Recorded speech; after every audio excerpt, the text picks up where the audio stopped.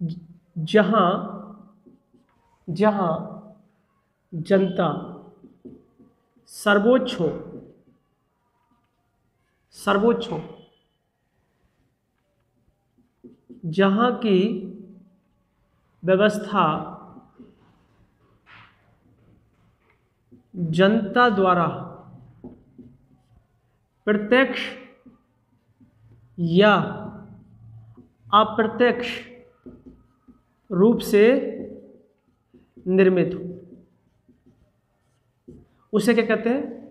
उसे हम लोकतंत्र कहते हैं। यहां पर जनता सर्वोच्च है, यहां सारा सिस्टम जनता के अनुसार चलता है। वहीं दूसरी तरफ यहां देखें तो ये राजतंत्र है।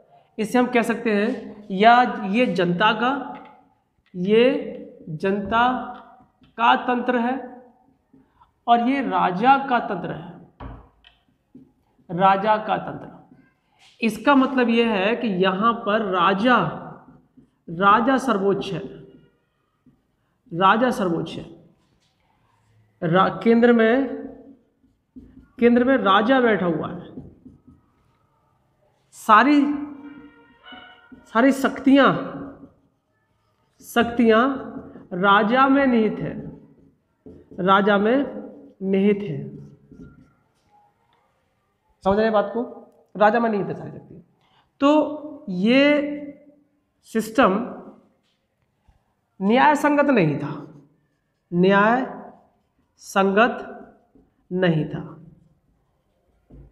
ये न्याय संगत नहीं था। लोगों को ये लगा कि ये एक न्याय नहीं है जनता के साथ। जब कोई व्यक्ति विशेष पावर का केंद्र बिंदु बनकर बैठ गया हो और सारी पावर का इस्तेमाल कर रहा हो, तो कहीं ना कहीं पक्ष से प्रभावित होकर के भी जनता के साथ अन्याय किया करता था। इसलिए जनता ने कहा कि शासन वो होना चाहिए जिसमें किसी व्यक्ति विशेष का प्रभाव ना होकर के संपूर्ण जनता का प्रभाव हो। कोई भी नियम बने तो वो जनता की सहमति से बने, किसी व्यक्ति विशेष की सहमति से ना बने। तो ऐसा न्याय संगत सिस्टम कौन है? लोकतंत्र है। तो हमने यहाँ देखा लोकतंत्र और राज। पहला स्टेप ये देख चुके कि लोकतंत्र और राजतंत्र में क्या अंतर है। इसलिए इन दोनों का हमने अंतर किया और हमें दोनों का अंतर समझने के पश्चात ये एहसास हुआ कि इन दोनों में ज़्यादा बेहतर शासन व्यवस्था, ज़्यादा बेहतर शासन प्रणाली वो लोकतंत्रात्मक शासन प्रणाली है। मोटे तौर पर लोकतांत्रिक सरकार के हमें दो प्रकार देखने के लिए मिलते हैं। इसमें नंबर एक संसदीय सरकार और नंबर 2 अध्यक्षात्मक सरकार। यहां पर संसदीय सरकार की बात करेंगे। यहां ये सरकार वो सरकार है जो अपने कार्यों करने के बाद उन कार्यों की जिम्मेदारी लेती है। यह बात करते हैं जहां कार्यपालिका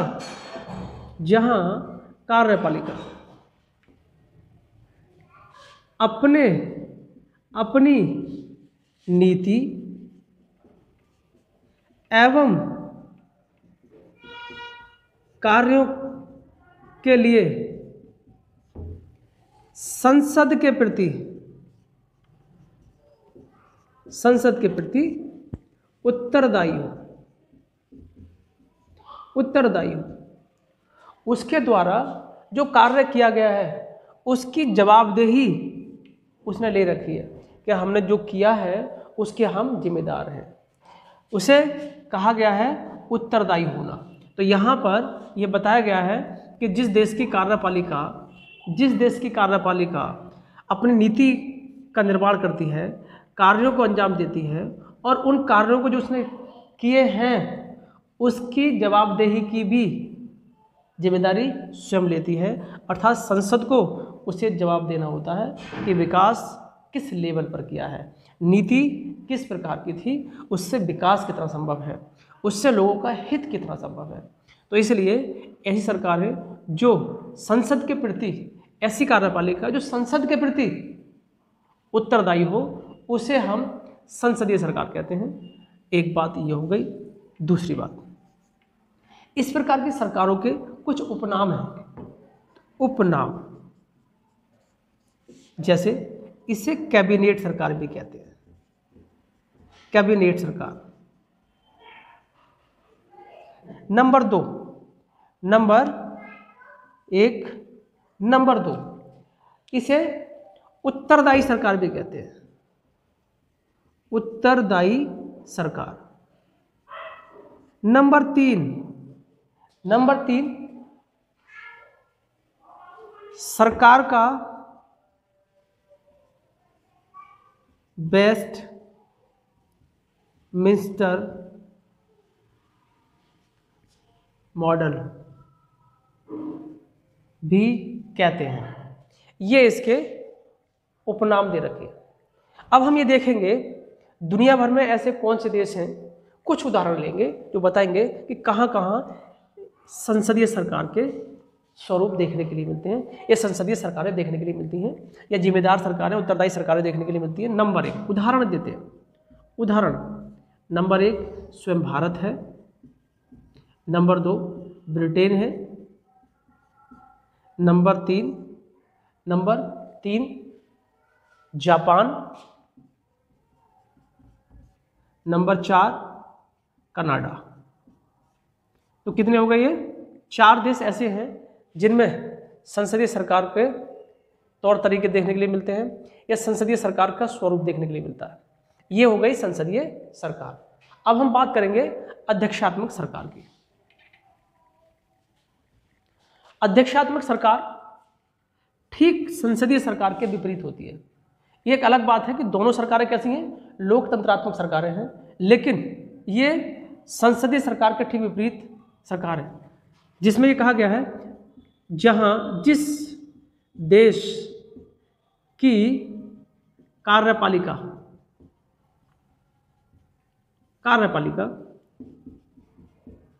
संसद के प्रति उत्तरदायी ना हो, क्या कहते हैं उसे गैर उत्तरदायी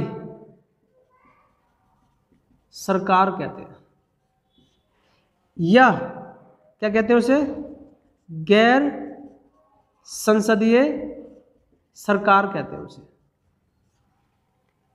ये देखिए, ये सरकारें, इन सरकारों ने क्या काम किया है, उसका क्या रिस्पॉन्स आया है, उसका क्या रिजल्ट आया है, इनके ऊपर कोई जवाबदेही नहीं। क्या सही किया, क्या गलत किया, कोई जवाब देने की जिम्मेदारी इन सरकारों के ऊपर नहीं होती। इसलिए अब अगर मैं आप लोगों से कहूँ कि ये 2 मॉडल हमारे सामने हैं, एक संसदीय सरकार का है और एक अध्यक्षात्मक सरकार का है, तो इन दोनों मॉडल में, इन दोनों सरकारों में आप किसका चयन करेंगे? तो मुझे पता लग गया कि आप लोग संसदीय सरकार का चयन करेंगे, क्योंकि यही सरकार बेस्ट मानी गई है।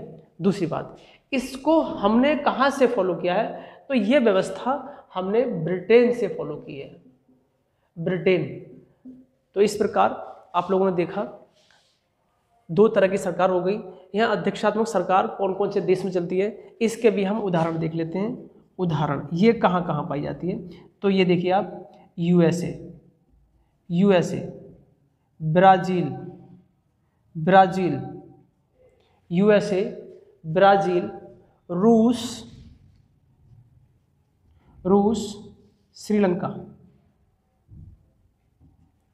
ये देखिए आप